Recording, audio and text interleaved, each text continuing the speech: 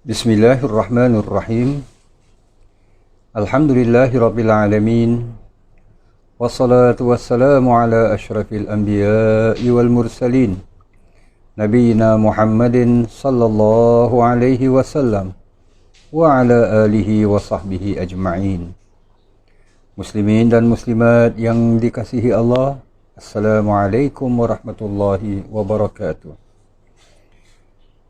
Alhamdulillah, kita merafakkan kesyukuran kehadrat Allah Subhanahu wa taala yang mana insya-Allah pada siaran kali ini izinkan saya mengajak para jamaah kita meneruskan penghayatan kita pada kisah yang pertama dari 4 kisah yang terdapat dalam surah Al-Kahfi, iaitu kisah Ashabul Kahfi ini sendiri.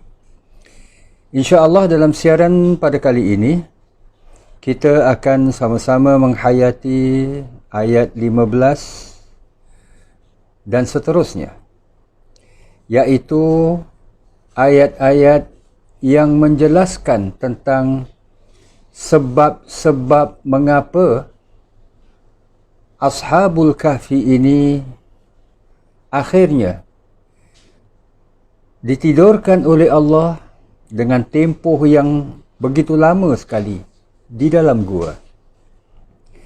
Kita telah pun sama-sama sedia maklum bahawa para pemuda, Ashabul Kahfi ini para pemuda kan? Jadi para pemuda ini apabila dipaksakan untuk menyembah Tuhan yang disembah oleh raja mereka, mereka enggan. Dan mereka persoalkan, mengapa harus aku menyembah Tuhan sedangkan ada di sana Tuhan yang menciptakan langit dan bumi yang seharusnya dan sepatutnya disembah. Itu yang mereka persoalkan kepada pihak-pihak yang berwajib. Kemudian di ayat yang ke-15, insya-Allah kita sambung. Allah Subhanahu wa taala berfirman mengisahkan tentang Ashabul Kahfi ini. Pemuda-pemuda yang beriman dengan Tuhan mereka, dan Allah tambahkan di samping iman mereka ini petunjuk, hidayah, pimpinan daripada Allah Subhanahu wa taala. Para pemuda ini mereka berbincang sesama sendiri. Di ayat yang ke-15 Allah Subhanahu wa taala berfirman, A'udzu billahi minasyaitonir rajim. Haula'i qaumun attakhadhu min dunihi alihah. Mereka itu kaum kita. Mereka menyembah beberapa Tuhan selain dari Allah. Laula ya'tuna 'alaihim bisultanin bayyin. Sepatutnya mereka mengemukakan keterangan yang nyata yang membuktikan makhluk-makhluk yang mereka sembah itu wajar disembah sebagai Tuhan. Faman azlamu mimman iftara 'ala Allahi kadhiba. Tetapi mereka tidak dapat berbuat demikian, iaitu kaum ini tak dapat berbuat demikian. Maka tidak ada yang lebih zalim dari orang-orang yang berdusta terhadap Allah. Ini ayat yang ke-15. Para pemuda Ashabul Kahfi ini setelah dipaksakan untuk menyembah Tuhan-Tuhan yang disembah oleh kaumnya, mereka berbincang sesama mereka.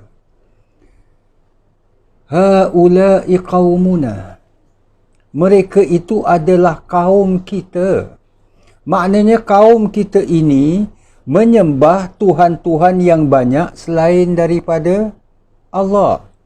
Jadi mereka ini berada dalam kesesatan, berada dalam penyelewengan, walaupun mereka ini kaum kita.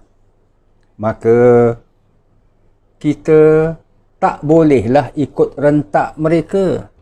Tak bolehlah kita ini ikut lagu mereka, ikut adat resam dan kata orang itu apa yang dipercaya dan diyakini oleh mereka, kita duk pakai ikut saja. Jadi muslimin dan muslimat yang dirahmati Allah, ini kalau kita balik kepada apa yang telah difirmankan oleh Allah sebelum ini, mereka ini dikurniakan hidayah oleh Allah, petunjuk oleh Allah Subhanahu wa taala. Maknanya kaum mereka termasuklah orang-orang yang lebih senior daripada mereka. Datuk mereka, bapa mereka mungkin merupakan orang-orang yang telah tersesat. Apakah wajar kesesatan seperti ini mereka warisi? Mereka teruskan. Kita lihat sejarah Nabi Allah Ibrahim sebagai contoh, yang hidup dan membesar dan dibesarkan oleh seorang yang buat patung berhala yang kemudiannya disembah. Nabi Ibrahim alaihissalam walaupun dilingkungi oleh patung-patung berhala, tapi Nabi Allah Ibrahim alaihissalam menolaknya. Malah mengingkari apa yang diyakini oleh orang-orang terdahulu, termasuklah Azar, orang tua yang memelihara, yang membesarkan Nabi Allah Ibrahim alaihissalam. Jadi muslimin dan muslimat yang dirahmati Allah, ayat ini apabila turun di sisi orang-orang Quraisy, ia sekaligus menyindir mereka bahawa amalan yang diamalkan oleh datuk nenek moyang mereka, kalaulah difikirkan tak betul, kenapa diikut? Walaupun ia merupakan datuk nenek moyang mereka yang perlu mereka hormati, yang perlu mereka sanjungi. Tapi kalau perkara yang salah, takkan nak dikatakan ia. Jadi muslimin dan muslimat yang dirahmati Allah, di sinilah kalau kita perhatikan satu sindiran yang begitu tajam yang Allah Subhanahu wa taala datangkan. Keduanya, ia juga memberi pengajaran kepada semua generasi bahawa apa jua amalan dan tradisi yang tak betul walaupun dilakukan oleh mereka yang lebih senior, mereka yang terdahulu, datuk nenek moyang dan sebagainya, mana yang tak betul, janganlah diikut. Tak wajar dipatuhi. Hormat mereka tetap hormat. Tapi mana yang tak betul, mana yang salah, itu jangan dipatuhi. Penghormatan hubungan sesama manusia itu perlu ada. Tetapi dalam soal akidah, ini yang perlu diperhatikan. Itulah para ashabul kahfi kemudiannya menyatakan, laula ya'tuna.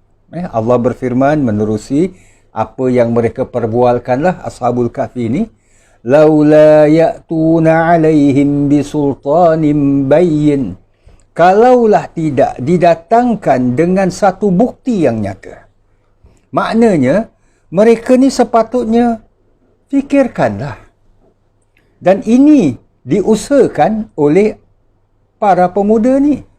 Mereka cuba perbetulkan bukan kepada setakat pihak pemerintah, raja yang mewajibkan mereka menyembah Tuhan-Tuhan yang banyak, malah mereka katakan orang yang lebih dahulu, orang yang lebih senior, yang lebih tua daripada mereka, sepatutnya telah pun memikirkan. Takkanlah benda ni, takkanlah perkara ini mereka tak nak fikirkan. Maka ini dianggap faman azlamu mimman iftara 'ala Allahi kadhiba. Maknanya perbuatan mereka ini adalah suatu perbuatan yang paling zalim sekali, iaitu zalim dalam membuat kebohongan terhadap Allah Subhanahu wa taala. Jadi muslimin dan muslimat yang dirahmati Allah, mana-mana adat dan resam yang terdapat pada sesuatu kaum yang menyalahi dengan agama Allah, yang menyalahi dengan soal ibadah kepada Allah, maka seharusnya ia ditinggalkan, walaupun diamalkan secara tradisi, walaupun dijadikan sebagai satu budaya dalam kehidupan dan sebagainya. Itu ayat yang ke-15.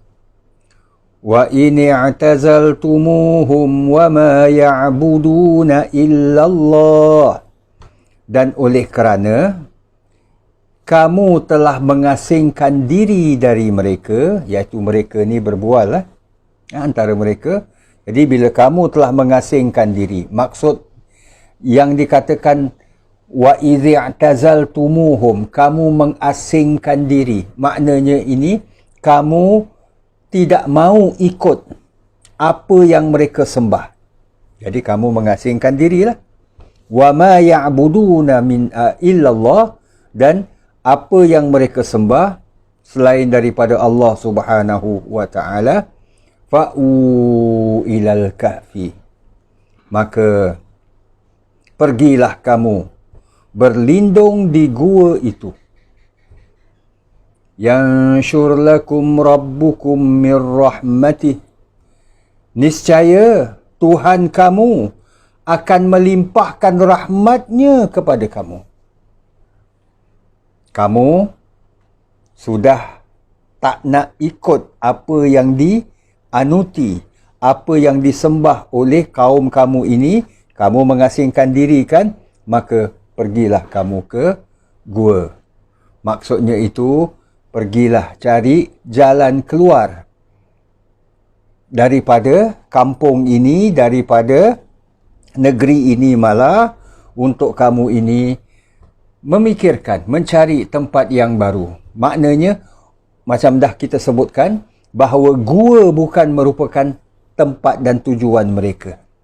Tapi itulah, mereka pergi ke gua, tujuannya adalah untuk menyembunyikan diri buat sesuatu peringkat ataupun pada sesuatu masa.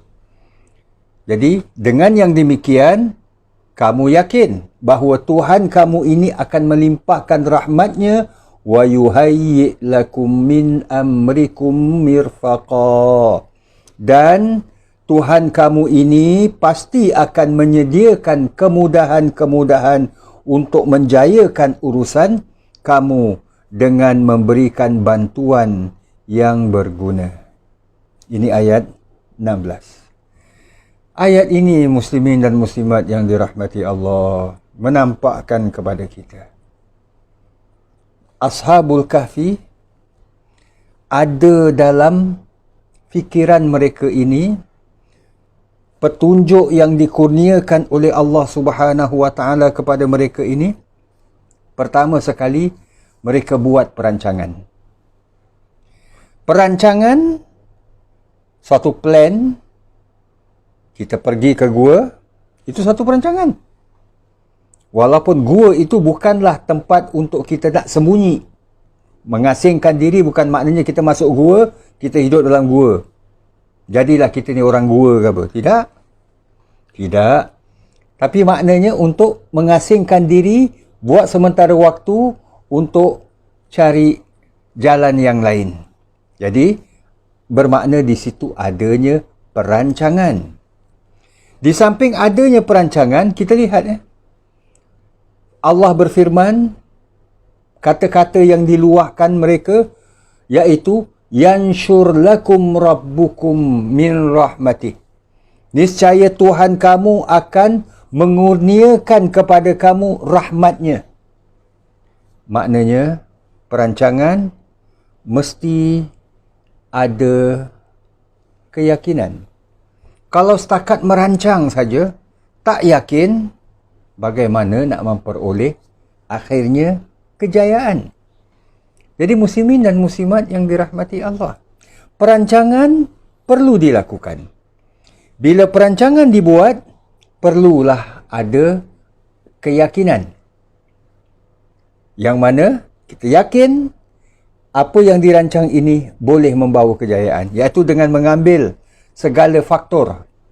Segala faktor, kemungkinan-kemungkinan, adanya hambatan, adanya halangan-halangan, challenge dan sebagainya. Ini semua kita kena ambil kira.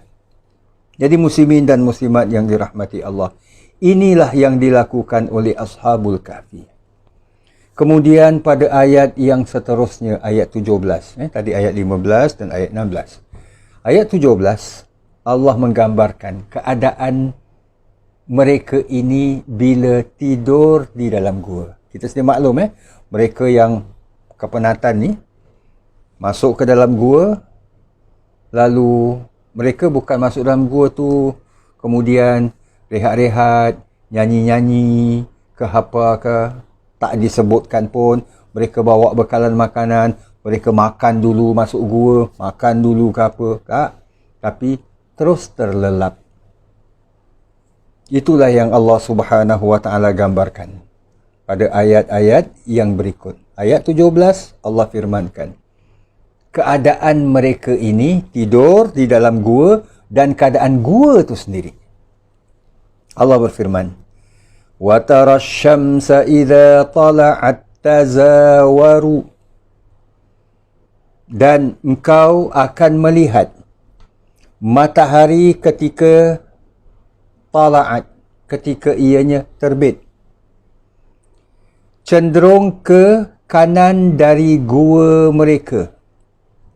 Zatal yamin, tazawaru an kahfihim zatal yamin, iaitu cenderung kepada sebelah kanan. Wa idza gharabat taqriduhum zatas shimal, dan begitu juga apabila ia terbenam, meninggalkan mereka ke arah kiri. Gambaran yang diberikan. Wahum fi fajwatim min, sedangkan mereka berada dalam satu lapangan gua itu. Maknanya mereka tidur bukanlah maknanya tu satu kat corner sana, satu kat corner sini, sudut sana, sudut sini. Umpamanya letaklah gua tu banyaklah beberapa lorong ke beberapa ruang ke apa, tak. Mereka kat satu lapangan, maknanya satu kawasan. Tidur mereka itu bersama. Dzalika min ayatillah, yang demikian itu adalah merupakan sebahagian daripada tanda-tanda kebesaran Allah. Kita sedia maklum, muslimin dan muslimat yang dirahmati Allah, kisah Ashabul Kahfi inilah yang yang didatangkan oleh orang-orang ahli kitab, tanyakan tentang Muhammad, iaitu tentang orang-orang yang ditidurkan ataupun yang tidur di dalam gua dalam tempoh yang begitu lama.